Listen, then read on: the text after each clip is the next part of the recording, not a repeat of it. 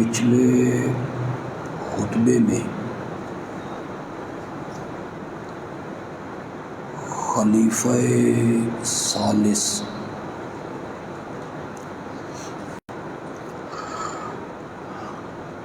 حضرت سیدنا عثمان رضی اللہ تعالی عنہ کی سیرت اور عظمت کے اس پہلو پر گفتگو ہوئی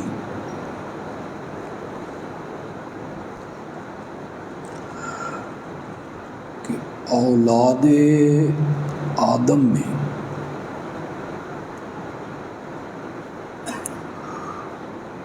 اور نسل انسانی میں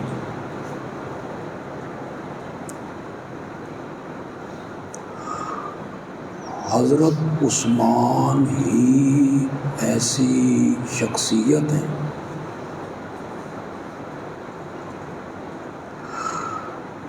جن کے نکاح میں ایک نبی کی 2 بیٹیاں آئیں۔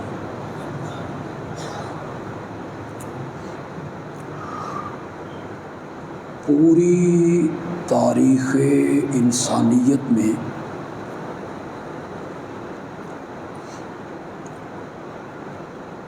اس شرف میں حضرت عثمان رضی اللہ تعالی عنہ کے کوئی بھی ہم پلہ اور ہم سر نہیں ہے۔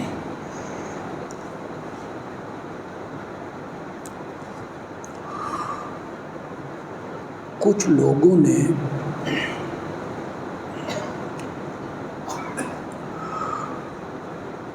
اس وجہ سے نبی اکرم صلی اللہ علیہ وسلم کی 4 بیٹیوں کے ہونے کا انکار کر دیا۔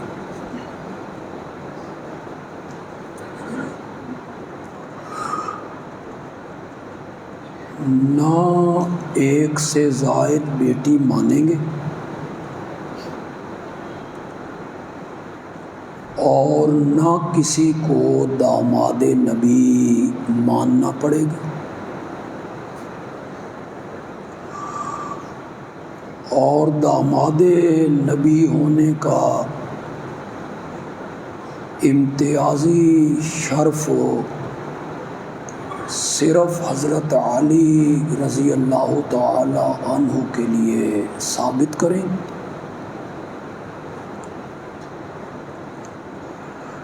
لیکن کسی کے انکار کرنے سے حقیقت کو جھٹلایا نہیں جا سکتا۔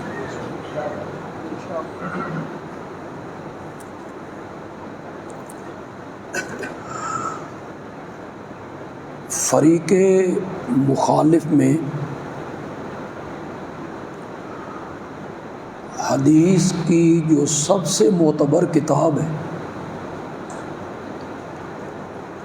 اس کا نام ہے الکافی۔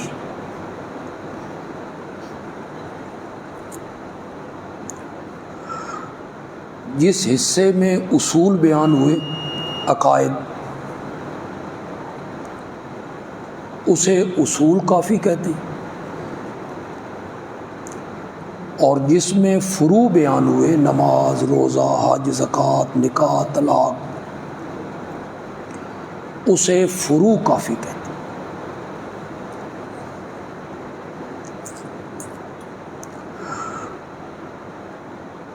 اس کتاب کے مرتب کرنے والے محمد ابن یعقوب کلینی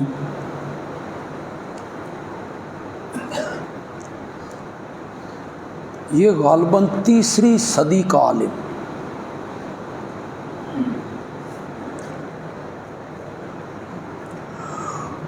اور یہ ان لوگوں میں سے ہے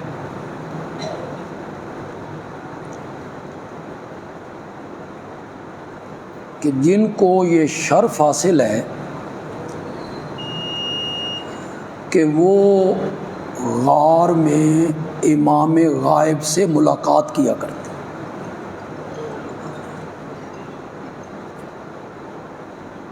انہوں نے یہ کتاب مرتب کر کے 12ویں امام کو پیش کی.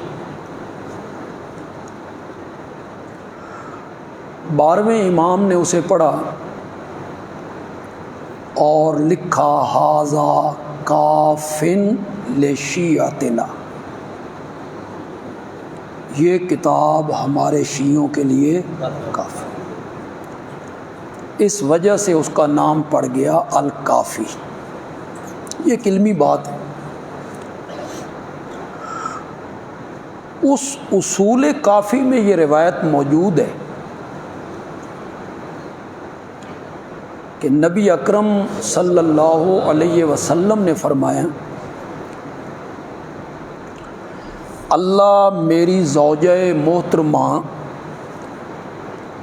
حضرت خدیجہ پہ رحمتیں اتارے جس کے بطن سے اللہ نے مجھے 2 بیٹے عطا کیے اور 4 بیٹیاں عطا. کوئی نہ مانے تو اس کی اپنی مرضی. ہاں کسی کو میرے اس حوالے پر شک ہو تو وہ پوچھ سکتا ہے.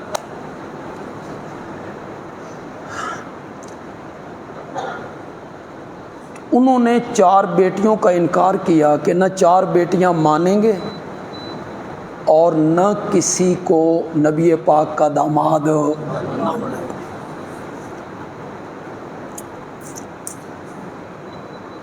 ایک کتاب ہے نہج البلاغت. گل زیادہ علمی تو نہیں ہوگی، چلو آپ کو کچھ معلومات حاصل ہوتی. کتاب کا نام کیا ہے؟ نہج البلاغت. اس میں حضرت علی رضی اللہ تعالیٰ عنہ کے وہ خطوط لکھے ہوئے ہیں جو انہوں نے مختلف اوقات میں اپنے گورنروں کو لکھے، اپنے دوستوں کو لکھے، کئی مومنوں مسلمانوں کو لکھے.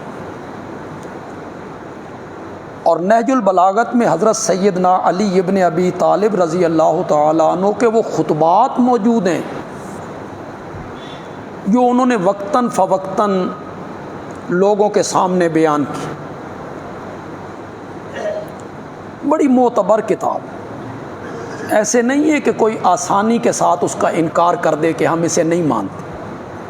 نہج البلاغت. اس میں حضرت علی نے ایک خط لکھا حضرت عثمان کو رضی اللہ تعالی، جس میں انہوں نے لکھا رائیتا کما رائینا و سمیتا کما سمینا، جو کچھ نبی اکرم صلی اللہ علیہ وسلم کی محفل میں ہم نے دیکھا وہ آپ نے بھی دیکھا. و سمیتا کما سمینا، جو کچھ ہم نے سنا وہ کچھ آپ نے بھی سنا. آپ نے بھی نبی پاک کی صحبت اٹھائی جس طرح ہم نے صحبت اٹھائی. آپ کی صحبت میں رہے، محفل میں رہے، مجلس میں رہے، ہم بھی رہے، آپ بھی رہے. حضرت ابو بکر اور حضرت عمر رضی اللہ تعالی عنہما یہ دونوں حق کے معاملے میں آپ سے آگے نہیں ہیں. وہ بھی حق پر تھے اور آپ بھی. یہ نہیں ہے کہ وہ حق کے معاملے میں آپ سے آگے تھے.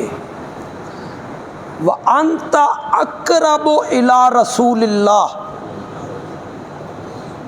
اور قرب کا اور رشتہ داری کا جو تعلق نبی اکرم سے آپ کا ہے وہ ابو بکر و عمر کا نہیں ہے۔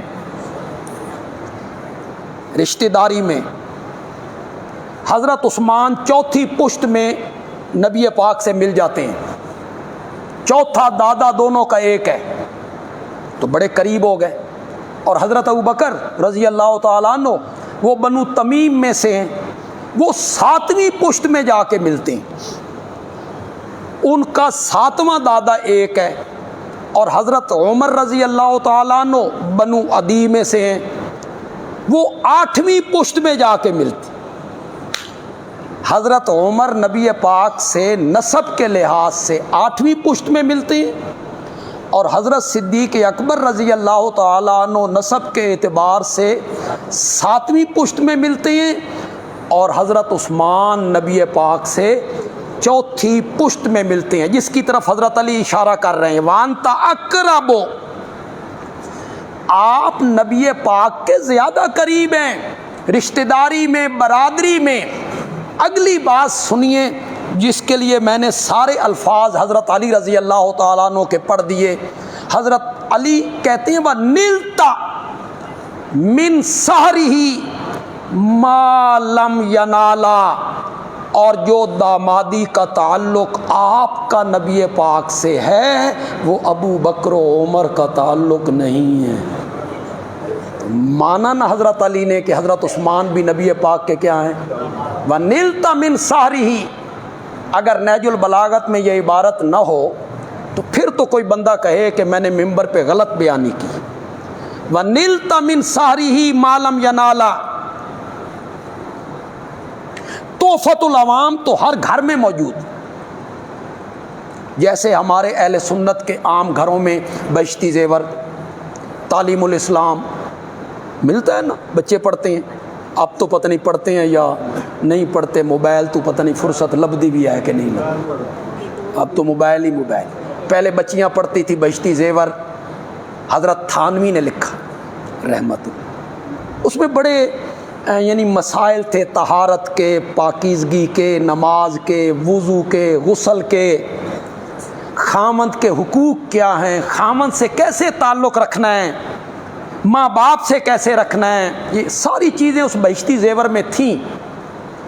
اب تو وہ گھروں میں بچیاں اسے سبقن پڑھتی تھی۔ تو تحفۃ العوام اسی طرح ان کے ہر گھر میں موجود ہوتا ہے۔ اب مجھے پتہ نہیں کہ اس تحفۃ العوام میں یہ عبارت کاٹ دی گئی ہے کہ اب بھی موجود ہے، مجھے یہ پتہ نہیں۔ جو پرانا نسخہ ہمارے پاس ہے اس میں یہ عبارت موجود ہے کہ یہاں درود لکھا گیا ہے کہ کس کس پر درود بھیجنا ہے، پڑھنا ہے اور کیسے پڑھنا ہے، تو وہاں ایک درود لکھا گیا، اللہم صلی علی رقیہ بنت محمد وصلی علی ام کلثوم بنت محمد۔ یا اللہ رقیہ جو محمد کی بیٹی ہے، ام کلثوم جو محمد کی بیٹی ہے، اس پر بھی رحمت نازل ہو۔ یہ تو ہر گھر میں موجود ہے۔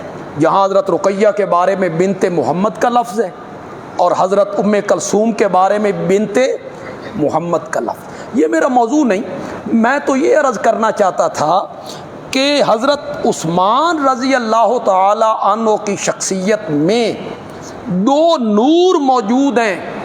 کیا کہ ان کے نکاح میں نبی اکرم صلی اللہ علیہ وسلم کی دو بیٹیاں ہیں۔ پہلے حضرت رقیہ سے ان کی شادی ہوئی، پھر ام کلثوم سے ان کی شادی ہوئی۔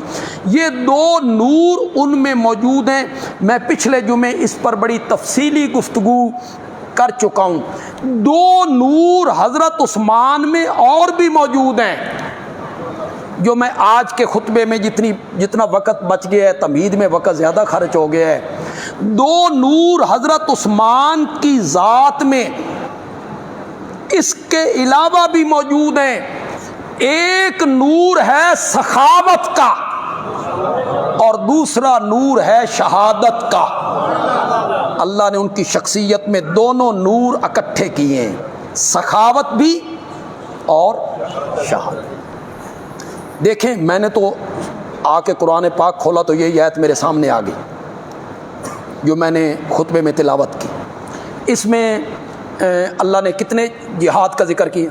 جہاد صرف ایک ہے، تلوار اٹھا کے میدان میں آ جانا، اسی کا نام جہاد ہے؟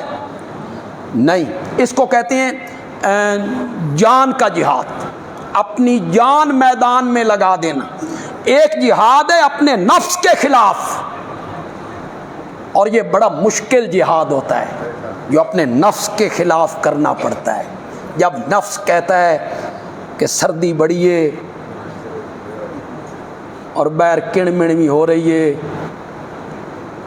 اور تو بسترے میں پڑا ہے، ٹھیک ہے صبح کی اذان ہو گئی ہے، پیارا، یہ نفس کہتا ہے.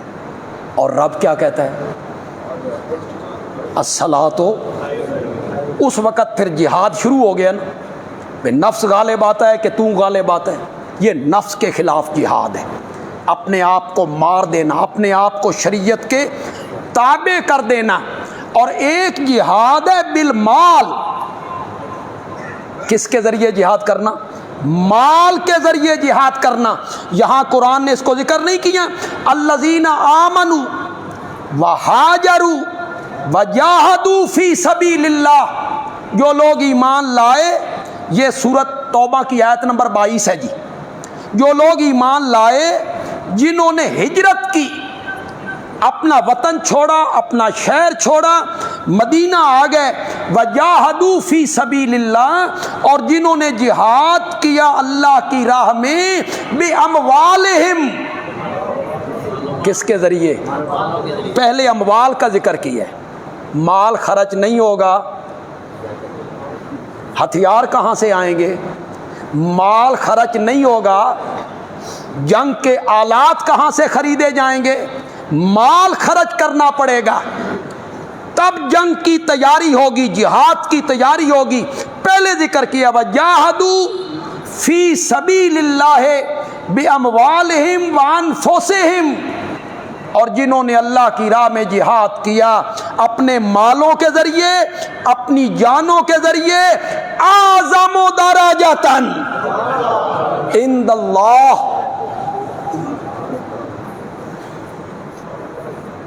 دیکھیں یہ آیت جب اتر رہی تھی، میں تھا، آپ تھے، یہ علماء بریلی، علماء اہل حدیث، علماء دیوبند، بولتے کیوں نہیں؟ شیخ عبد القادر جیلانی، بایزید بستامی، علی اجویری، اولیاء اللہ، بزرگان دین، مفسرین، محدثین، فقہاء، ائمہ مجتہدین، تابعین، امام اعظم امام ابو حنیفہ، امام احمد ابن حنبل، امام بخاری، امام مالک، امام شافعی، امام ابو یوسف، امام محمد ابن حجر، کوئی بھی نہیں تھا. جب یہ آیت اتر رہی تھی تو میرے نبی کے یار تھے. یہ اللہ کن کو کہہ رہا ہے؟ آمنو، ہاجرو، جاہدو. آپ میں سے جن کو عربی کے ساتھ کوئی شدھ بدھ ہے، یہ سارے ماضی کے سیغے نہیں ہیں، یہ مضارع کے سیغے ہیں. جو ایمان لائیں گے، جہاد کریں گے، ہجرت کریں گے، یہ سب ماضی کے سیغے ہیں، مانا بھی ماضی والا کریں گے. جو لوگ ایمان لائے، وہاجرو، جن لوگوں نے ہجرت کی، وجاہدو، یہ سب ماضی کے سیغے ہیں. اور جس وقت یہ آیتیں اتر رہی تھیں اس وقت اس دھرتی پر مومن تھے تو میرے نبی کے یار ہی تھے نا. تو پھر یہ قرآن کس کو کہہ رہا ہے؟ اعظم درجۃ عند اللہ واولئک هم الفائزون. دنیا و آخرت میں کامیاب ہونے والے یہی لوگ ہیں.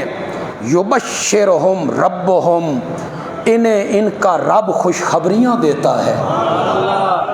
کسی کے بھونکنے سے کیا ہوتا ہے؟ کوئی صحابہ کو بکواس کرے، ان کی غلطیاں گنواتا پھرے، ان پہ تبرہ کرے یا ان کے ایمان میں شک کرے، کیا ہوتا ہے؟ عرش کا مالک اعلان کرتا ہے یبشرہم، خوشخبری دیتا ہے ان کو ان کا رب رحمت منہ و رضوان، اپنی طرف سے رحمت کی خوشخبری، اپنی رضامندی کی خوشخبری۔ کوئی کتا راضی نہیں ہوتا، نہ ہو صحابہ کا کیا بگڑتا ہے؟ رب راضی ہو گیا ہے، خوشخبری دے رہا ہے میں راضی ہو گیا ہوں۔ وجنات، خوشخبری دیتا ہے باغات کی، لہم فیہا نعیم مقیم، ان کے لیے ان باغات میں دائمی نعمتیں تیار ہیں، خالدین فیہا۔ قرآن تو میرے نبی کے یاروں کی تعریفیں کرتا ہے یار۔ میں نے کئی مرتبہ آپ کو یہ قانون اور قاعدہ بتایا، پھر کہتا ہوں، کوئی غلط کار آدمی آپ کو صحیح پٹڑی سے اتار نہ دے۔ فلاں کتاب میں کیا لکھا ہوا ہے اور فلاں محدث نے کیا کہا ہے، نہیں، یہ ہم نے نہیں دیکھنا۔ ہم نے یہ دیکھنا ہے کہ صحابہ کے متعلق قرآن میں میرے رب نے کیا کہا، میرا رب کیا کہتا ہے۔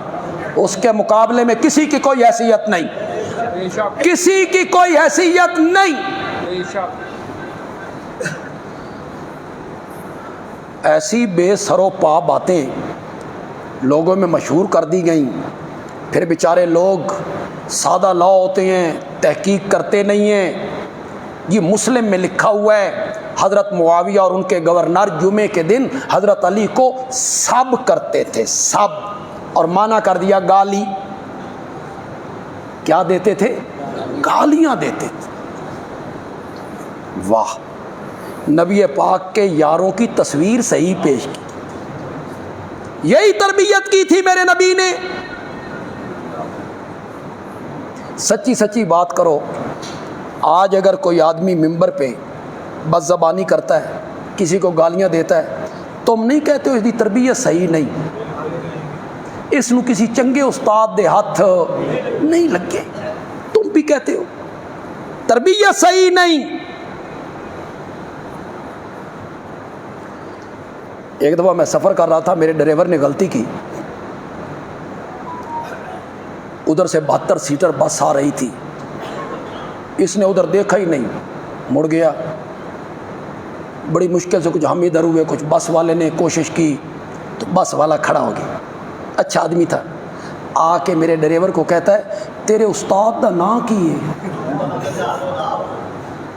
بس اس واسطے یہ گل بڑی سی، اس ڈرائیور کے لیے یہی بات کافی تھی۔ تیرے استاد کا نام کیا ہے بھائی؟ کس استاد نے تجھے پڑھایا ہے؟ ممبر پہ گالیاں نکالے بندہ۔ یہ نبی پاک نے تربیت کی ہے، جس نبی کے متعلق قرآن کہتا ہے کہ ابھی وہ نبی اس دنیا میں آیا نہیں تھا کہ اس کے تذکرے ہو رہے تھے ابراہیم کی دعاؤں میں، ربنا وبعث فیہم رسولا منہم یتلو علیہم آیاتک ویعلمہم الکتاب والحکمہ ویزکیہم۔ یزکی کسے کہتے ہیں؟ تزکیہ کسے کہتے ہیں؟ وہ ان کا تزکیہ کرے گا۔ چنگا تزکیہ کیتا بھائی، ممبر تے گالاں کڈو۔ سب کا معنی گالی نہیں ہوتا، شتم کا معنی گالی ہوتا ہے۔ اب کون پڑھا ان کالج اور یونیورسٹی کو پڑھے ہوئے نوجوانوں کو، وہ سنتے ہیں، وہ کہتے ہیں ہاں معاویہ گالیاں دیتے تھے۔ انہیں کون پڑھا ہے کہ سب کا معنی گالی نہیں ہوتا، شتم کا معنی گالی ہوتا ہے۔ سب کا معنی ہوتا ہے کسی کے رویے پر تنقید کرنا، اور ایک صحابی دوسرے صحابی پر تنقید کر سکتا ہے، میں اور تو صحابی پہ تنقید نہیں کر سکتے، ہم نہیں کر سکتے۔ وہ بھی صحابی وہ بھی صحابی، دونوں صحابی آپس میں تنقید کر سکتے ہیں۔ سب کا لفظ آیا، مانا گالی کیا، لوگوں نے کانوں کو ہاتھ لگایا، اچھا معاویہ ایڈا بھیڑا سی، ممبر پہ گالیاں نکالتے۔ حضرت معاویہ رضی اللہ تعالیٰ جس دور میں خلیفہ بنے، آپ کو یہ پتہ ہے اس سے پہلے آپ کو کسی نے بتایا 55,000 صحابہ نے معاویہ کے ہاتھ پر بیعت کی. کتنے؟ یعنی صحابہ موجود ہوتے تھے، صحابہ موجود ہوتے تھے. آپ سارے مل کر بھی ایک صحابی کی پاؤں میں پہنی ہوئی جوتی کا بھی مقابلہ نہیں کر سکتے.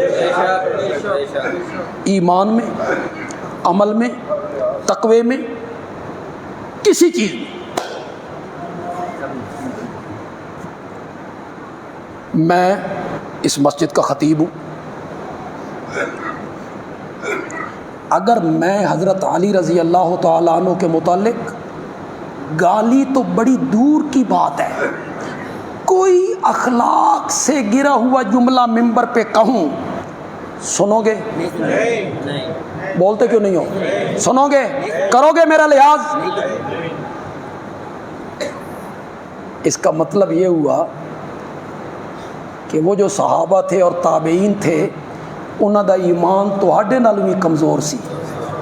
یہی بتانا چاہتے ہو لوگوں کو؟ وہ گالیاں نکالتے تھے، وہ سنتے تھے. یہ نکال کے خوش ہو رہے ہیں، وہ سن کے خوش ہو رہے ہیں. انا للہ و انا الیہ. جہاد کی ایک قسم کیا ہے؟ جانی جہاد. جانی جہاد، اس میں کچھ لوگ بڑے آگے نکلے. ان میں ایک نام حضرت سیدنا علی ابن ابی طالب کا، بہت آگے. بدر میں، احد میں، خندق میں، خیبر میں ان کے جو بہادری شجاعت کے کارنامے ہیں انمنٹ ہے، کوئی نہیں مٹا سکتا. ان کے علاوہ حضرت خالد ابن ولید رضی اللہ تعالی، حضرت طلحہ ہیں، حضرت زبیر ہیں، سعد ابن ابی وقاص ہیں. بڑے بڑے صحابہ ہیں جنہیں جانی جہاد کی، میدان میں نکلے، تلوار چلائی.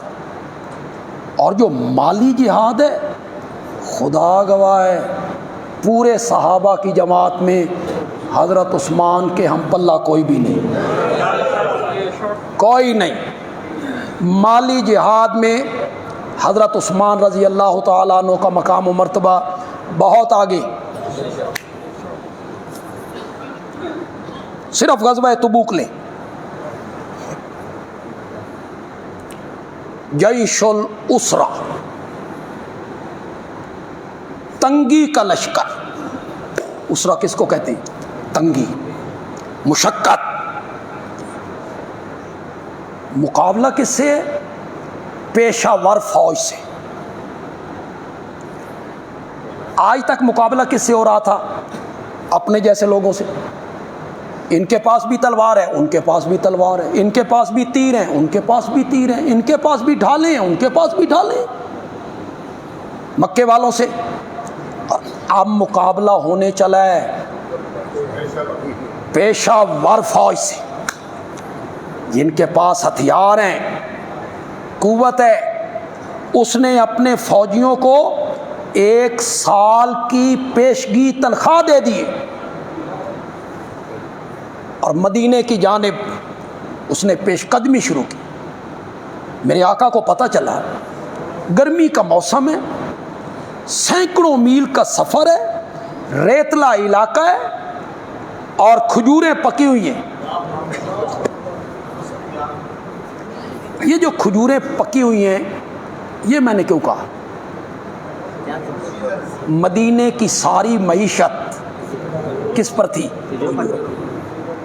اسے اتاریں گے، بیچیں گے، اگلا سال گزاریں گے.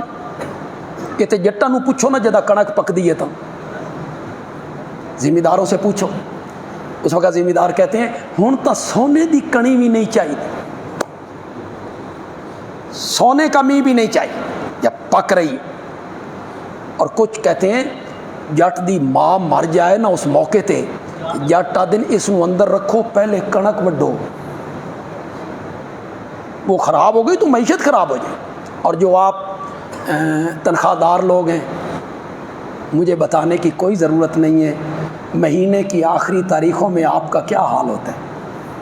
اگلی تنخواہ ملی نہیں، پچھلی کیا ہو گئی، ایسا جمعے دی جھولی بھی پتہ لگ جاتا.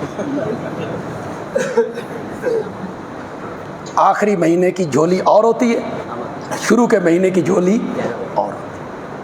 تاجر تنخواہ دار طبقے کے پاس پیسہ نہیں رہتا. جب کھجوریں پکی ہوئی ہیں، پچھلی کھجوریں ختم ہو گئیں،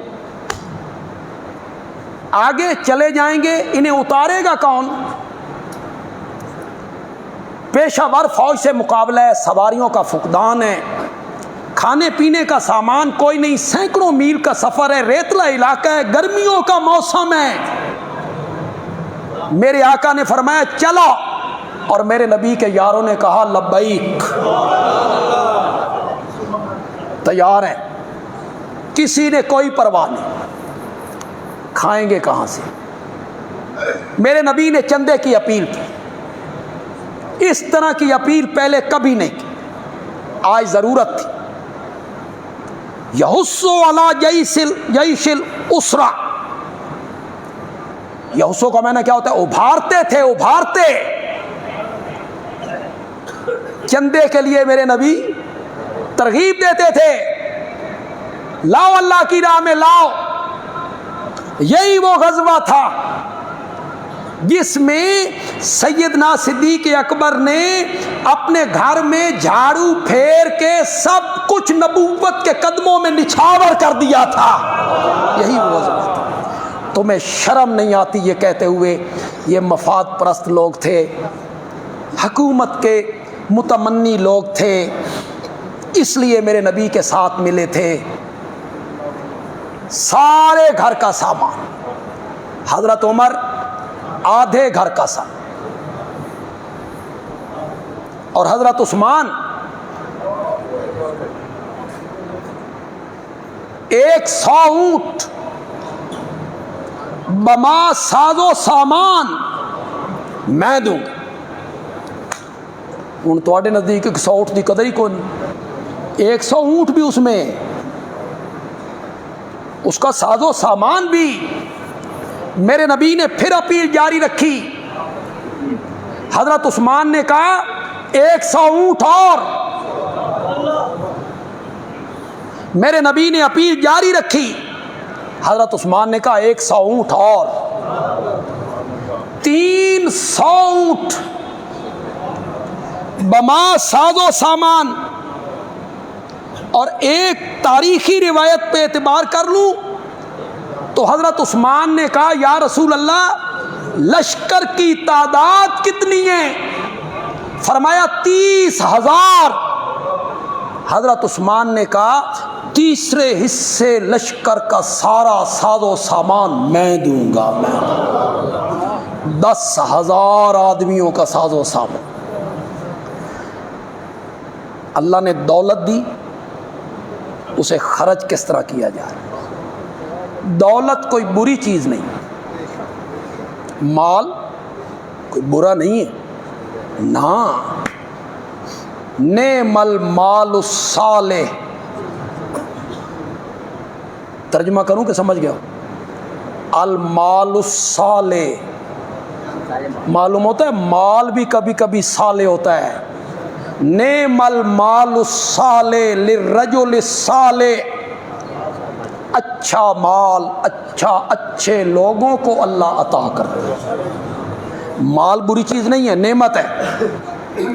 دنیا، اچھا مکان، گاڑی، گھر کے ساز و سامان کوئی بری نہیں ہے.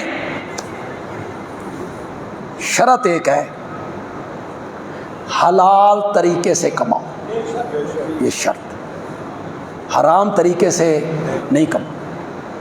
رشوت کے ذریعے نہیں کمانا، سود کے ذریعے نہیں کمانا، جھوٹ بول کے نہیں کمانا، ملاوٹ کر کے نہیں کمانا، ذخیرہ اندوزی کر کے نہیں کمانا، شریعت کے مطابق کمانا. میں تو خود، ہم تو تجارت کر نہیں سکتے، کدیں تجارت کرن لگی ہے تو ساری اپنا ہر شے نہ ڈبو چھڑیے. وہ بھی ایک فن ہے تجارت. لیکن جو آپ میں تاجر ہے، خدا گواہ ہے، صرف میرے نبی نے 2 شرطیں لگائی. سنو تاجروں، کیوں ہر سال عمرے پہ بھاگ جاتے ہو یار؟ ہر سال عمرہ، اس کی بجائے اس پہ عمل کرو نا. عمرہ کر کے تمہیں وہ مرتبہ نہیں مل سکتا، حج کر کے بھی نہیں مل سکتا، تہجد پڑھ کے بھی نہیں مل سکتا، 500 دانے کی تسبیح پھیر کے بھی نہیں مل سکتا، 100 لڑکیوں کی شادیاں کروا کے بھی نہیں مل سکتا، وہ مرتبہ نہیں مل سکتا. صرف 2 شرطیں لگائی ہیں میرے نبی نے. التاجر الصدوق الامین، سچا تاجر، الامین. اب میں یار اس پر بھی روشنی ڈالوں، سچا تاجر کون ہوتا ہے؟ اپنے ضمیر سے پوچھو. کبھی کبھی اس سے بھی فتوے پوچھا کرو. ساڈے کول پوچھتے ہو، مفتی صاحب سے پوچھتے ہو، کبھی کبھی اس سے بھی فتویٰ پوچھا کرو. خدا دی قسم ہے، اس تو وڈا مفتی کوئی، یہ بالکل سچے فتوے بتاتا ہے. اس سے پوچھا کرو کہ یہ کام غلط ہے یا صحیح ہے، تیرا ضمیر بتائے گا. سچ بولنا. تاجر اچھی طرح جانتے ہیں کہ کہاں کہاں جھوٹ بولا جاتا ہے. امانت، تاجر جانتے ہیں کہ کہاں کہاں خیانت ہوتی ہے. تاجروں، 2 صفتیں اپنے اندر پیدا کر لو. میرے آقا نے فرمایا سچا اور امانت دار تاجر قیامت کے دن اٹھایا جائے گا مان نبیین. اللہ اکبر، اللہ اکبر. کن کے ساتھ؟ عمرے کر کے نہیں ملنا یہ شرف. عمرہ کریں گے تو آپ کو اللہ نبیوں کے ساتھ اٹھا دے، قطعاً نہیں. یہ غلط کمائیاں کر کے جو عمرے پہ چلے جاتے ہو، غلط کمائیاں کر کے بچوں کو لے کر چلے جاتے ہو اور 20-20 لاکھ 25-25 لاکھ 30-30 لاکھ خرچ کر کے آ جاتے ہو. وہی حلال طریقے سے کماؤ نا، تھوڑا کماؤ، حلال طریقے سے کماؤ. سچا تاجر قیامت کے دن مان نبیین والصدیقین، کن کے ساتھ کھڑا ہوگا؟ نبیوں کے ساتھ کھڑا. تجارت تو بڑا اچھا پیش ہے، اس کے ذریعے جو حلال طریقے سے مال کمایا جائے نعمت ہے، نعمت،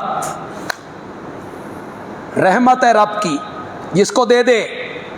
لیکن کماؤ حلال طریقے سے، اور جن جن لوگوں کے اس مال پر حق ہیں وہ حق بھی ادا کرو. اس میں ایک زکوٰۃ ہے، بڑا حق کیا ہے؟ زکوٰۃ. کتنی دفعہ میں نے اپنے مقتدیوں کو سمجھایا یار، کئی مرتبہ کہا، مان کے کو نہیں دیتا. کس طرح نکالتے ہو یار زکوٰۃ؟ کس تاریخ کو نکالتے ہو زکوٰۃ؟ جب بندہ صاحب نصاب ہو جائے، اتنے پیسے آ جائیں جس پر زکوٰۃ لاگو ہو جاتی ہے، اس پر سال گزر جائے، جس تاریخ کو پیسے آئے تھے وہ تاریخ دوبارہ آئے تو زکوٰۃ کیا ہو جائے گی؟ میں مثال دے دیتا ہوں. مثلا 1 جنوری کو آپ کے پاس مال آیا، اتنا مال جس پر زکوٰۃ لاگو ہوتی ہے، 12 مہینے کوئی زکوٰۃ نہیں. اگلے سال 1 جنوری آئے گی تو جتنا مال تیرے پاس اس دن ہوگا نا، اس پر کیا ہوگی؟ 31 دسمبر کا کوئی اعتبار نہیں نہ، 2 جنوری کا بھی کوئی اعتبار نہیں. 1 جنوری، 2 جنوری کو تیرے پاس کروڑ روپے آ جائے، اس کی زکوٰۃ اب اگلے سال 1 جنوری کو ہوگی. 31 دسمبر کو تو نے 50 لاکھ کہیں خرچ کر دیے، تو 1 جنوری کو اس 50 لاکھ کی زکوٰۃ کوئی نہیں. بڑا آسان سا فارمولہ ہے, لوگ اس پہ عمل نہیں کرتے. اب آپ کو تو یہ پتہ نہیں کہ آپ صاحب نصاب کب ہوئے, کوئی پتہ نہیں آپ کو, مجھے خود پتہ نہیں تو آپ کو کیا پتہ ہوگا. کوئی پتہ نہیں کہ ہم صاحب نصاب کب ہوئے. اس کا ایک طریقہ میں آپ کو بتاتا ہوں. ایک تاریخ متعین کر لیجیے, میں نے خود کی ہوئی. اس تاریخ کو میں اپنے زکوٰۃ کا حساب کروں. مثلا آپ 10 رمضان اپنے ذہن میں رکھ لیں, مثلا, یا 15 رمضان اپنے ذہن میں رکھ لیں, یا 1 رمضان اپنے ذہن میں رکھ لیں کہ میں 1 رمضان کو حساب کروں گا, یا میں 10 رمضان کو حساب کروں گا ہر سال. 9 رمضان کا کوئی اعتبار نہیں آپ کے پاس کتنا ہے کتنا نہیں. 11 رمضان کا بھی کوئی اعتبار نہیں کتنا آ گیا ہے کتنا چلا گیا ہے, کوئی نہیں. حساب کس دن کا ہوگا؟ 10 تاریخ 10 رمضان کو آپ کے پاس جو کچھ ہے نا اس پر زکوٰۃ آ جائے. تو یہ بڑا آسان طریقہ ہے. اس طرح اپنے ذہن میں ایک تاریخ متعین کر لیں, اس دن آپ حساب کر لیا. اس سے ایک دن پہلے کا بھی کوئی اعتبار نہیں, ایک دن بعد کا بھی. مال کوئی بری چیز نہیں ہے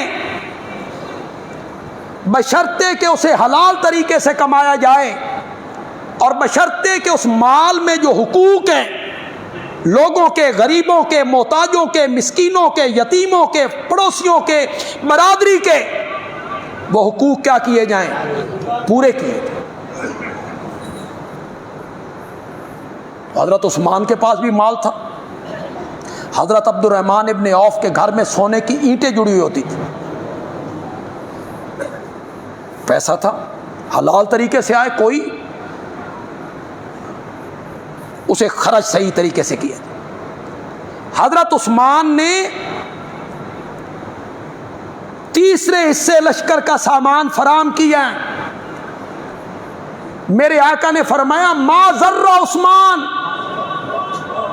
ما عامل بعد اليوم, ما ضر عثمان ما عامل بعد اليوم. آج کے بعد عثمان جو کچھ بھی کرتا رہے رب نے اس سے حساب ہی کوئی نہیں لینا ہے, اسے کوئی چیز نقصان نہیں پہنچا سکتی. پھر حضرت عثمان, پھر میرے نبی نے نقدی کی اپیل کی, نقد لاؤ. حضرت عثمان گئے, 1000 دینار سونے کے ہوتے ہیں, 1000 دینار وہ لے آئے, میرے نبی کی جھولی میں ڈالے. ترمذی کی روایت ہے غالباً میرے نبی اس جھولی کو ہلا رہے ہیں, وہ دینار آپس میں بجتے ہیں, ان میں آواز پیدا ہوتی ہے, اور میرے نبی کہتے ہیں ما ضر عثمان ما عمل بعد اليوم. آج کے بعد عثمان جو کچھ بھی کرتا رہے رب نے اس سے حساب نہیں لینا. بندیالوی کہتا ہے میرے آقا نے کسی صحابی کے متعلق یہ جملے ارشاد نہیں فرمائے جو جملے میرے آقا نے حضرت عثمان کے لیے ارشاد فرمائے تھے. کسی کے لیے ارشاد نہیں فرمائے کہ اسے کوئی عمل نقصان نہیں پہنچا سکتا, اس کا یہی عمل اس کے جنت میں داخلے کے لیے کافی. یہ لشکر روانہ ہوا, بھوک ہے, پیاس ہے, درختوں کے پتے کھائے جا رہے. کچھ لوگ راستے میں دم دے گئے, فوت ہو گئے. ان میں وہ غریب صحابی بھی ہے جس کے کپڑے اس کے چچا نے اتروا لیے تھے, اور وہ 2 کمبل اوڑھ کے میرے نبی کی خدمت میں آ گئے. چچا مشرک تھا, باپ مر گیا تھا, اس نے کہا یہ بکریاں بھی میری، جائیداد بھی میری، تیرے تن کے کپڑے بھی میرے، مدینے جانا چاہتے ہو یہ اتار دو۔ ماں نے ایک کمبل دیا، ایک باندھ لیا، ایک لپیٹ لی، میرے آقا کی خدمت میں آیا۔ آپ نے فرمایا کیا نام ہے؟ اس نے کہا عبد العزیٰ۔ عزیٰ فقیرنی کا بندہ۔ وضاحت کروں کہ سمجھ گیا کہ کو نہیں سمجھ؟ عبد العزیٰ جیسے ہمارے یہاں پیراں دتا، امام بخش ہے نا نام، میراں بخش، امام بخش، نا بخشنے والا کون ہے؟ اللہ بخش، خدا بخش، وہ نام رکھتے تھے عبد العزیٰ، عزیٰ فقیرنی کا بندہ۔ میرے آقا نے فرمایا عبد العزیٰ نہیں عبداللہ۔ کیا نام رکھا؟ عبداللہ۔ یہ صفہ میں شامل ہو گئے، طالب علم بن گئے، قرآن ذرا اونچی آواز سے پڑھتا ہے۔ حضرت عمر اسے ناراض ہوتے ہیں، بھئی لوگ نماز پڑھ دے پہلے تو اونچی آواز نال قرآن شروع کی۔ ایک دن حضرت عمر ذرا جلال میں آئے، میرے آقا نے فرمایا عمر اسے کچھ نہ کہو، یہ رب کے رستے میں بہت ستایا ہوا، اس کے کپڑے بھی اس کے چچا نے اتروا لیے تھے، یہ 2 کمبل پہن کے ہمارے پاس۔ یہ اس غزوہ تبوک میں میرے آقا کی خدمت میں آ کے کہتا ہے یا رسول اللہ دعا کرو اللہ مجھے شہادت کی موت دے۔ آپ نے فرمایا درخت کا چھلکا اتار کے لاؤ۔ یہ درخت کا چھلکا اتار کے لایا، آپ نے اس کے بازو پہ باندھا اور باندھ کے کہا مولا میں عبداللہ کا خون کافروں پہ حرام قرار دیتا۔ یہ رونے لگ گیا، یا رسول اللہ میں شہادت کی دعا کروانے کے لیے آیا تھا، آپ نے الٹا یہ فرما دیا۔ آپ نے فرمایا دیکھو جو رب کے رستے میں نکلے اور اسے طبعی موت آ جائے اللہ اسے بھی شہادت کا درجہ عطا کر دے۔ پھر اس سفر میں بھوک تھی، پیاس تھی، گرمی ہے، شدت ہے، عبداللہ بیمار ہو گئے۔ یہ کیسی موت تھی جس پر آج زندگیاں بھی قربان ہو رہی ہیں۔ نبی پاک کی جھولی میں سر ہے عبداللہ کا، اور آنکھیں نبوت کے چہرے پہ لگی ہوئی ہیں، دیکھ رہا ہے۔ پتہ نہیں جملہ آپ کو پسند آئے نہ آئے، پھر میرے نبی کی پوری تصویر کو اپنی آنکھوں میں بند کر کے عبداللہ رب کے پاس پہنچ گیا ہے، فوت ہو گیا۔ رات کے وقت تدفین ہوئی۔ قبر کھودنے والے کون ہیں؟ قبر کھودنے والے وہ ہیں کہ جنت کی حوریں اپنی آنکھیں ان کے قدموں کے ساتھ ملنے میں فخر محسوس کرتی ہیں۔ میرے نبی کے یار وہ قبر کھودنے والے۔ میرے آقا تشریف لائے، جب اسے غسل دیا گیا تو میرے آقا نے کفن کے لیے اپنی چادر اتار کے دے دی، اس میں کفن دو۔ میں کہتا ہوں جو عبداللہ نبی پاک کی محبت میں مست ہو کر تن کے کپڑوں سے محروم ہو گیا تھا، اس کے لیے کفن بھی اتنا اعلیٰ ہونا چاہیے تھا۔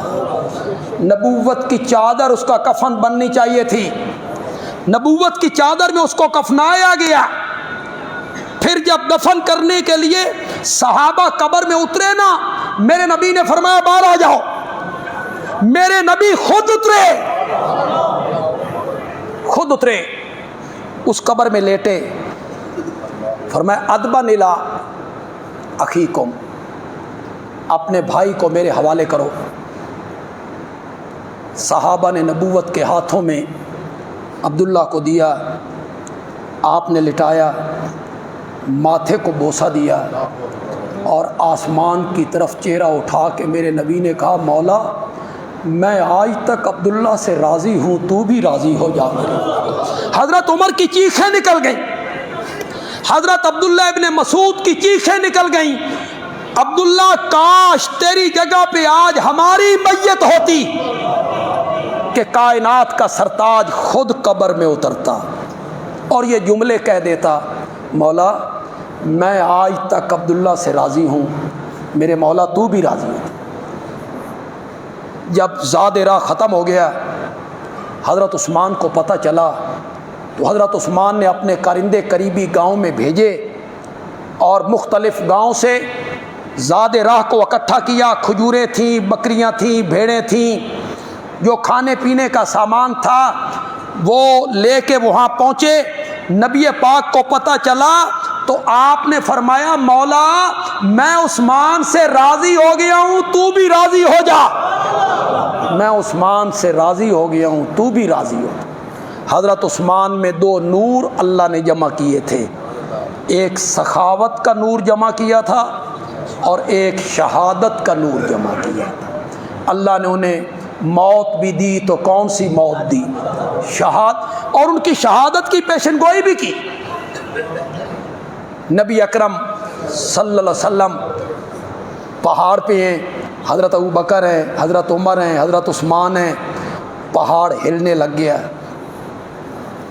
لوگ کہتے ہیں زلزلہ آنے لگ گیا، میں نے کہا نہیں، خوشی سے جھومنے لگ گیا کہ مجھ پر کن کے قدم آ گئے ہیں۔ میرے نبی نے فرمایا اسکن،